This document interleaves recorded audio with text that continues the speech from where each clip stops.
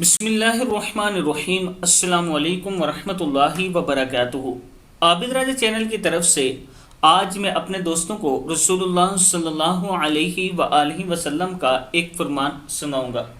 ابان بن عثمان رضی اللہ تعالیٰ عنہ نے کہا کہ میں نے اپنے باپ حضرت عثمان رضی اللہ تعالیٰ عنہ سے سنا، آپ صلی اللہ علیہ وآلہ وسلم نے فرمایا کہ جو آدمی ہر دن کی صبح یا رات کی شام کو یہ دعا 3 مرتبہ پڑھا کرے تو اس کو کوئی چیز تکلیف نہیں دے گی۔ اور ایک روایت میں یہ الفاظ ہیں کہ جو شخص ان کلمات کو صبح کے وقت کہے شام تک اس کو کوئی مصیبت نہیں آئے گی، اور اگر شام کو کہے تو صبح تک کوئی مصیبت نہ پہنچے گی۔ دعا کیا ہے؟ بسم اللہ الرحمن الرحیم، بسم اللہ الذی لا یضر مع اسمہ شیء فی الارض ولا فی السماء وہو السمیع العلیم۔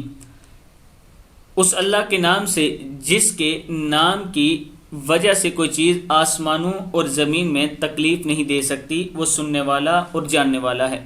صدق اللہ العظیم۔ آپ دوستوں نے اس پر ضرور عمل کرنا ہے۔ السلام علیکم ورحمۃ اللہ وبرکاتہ۔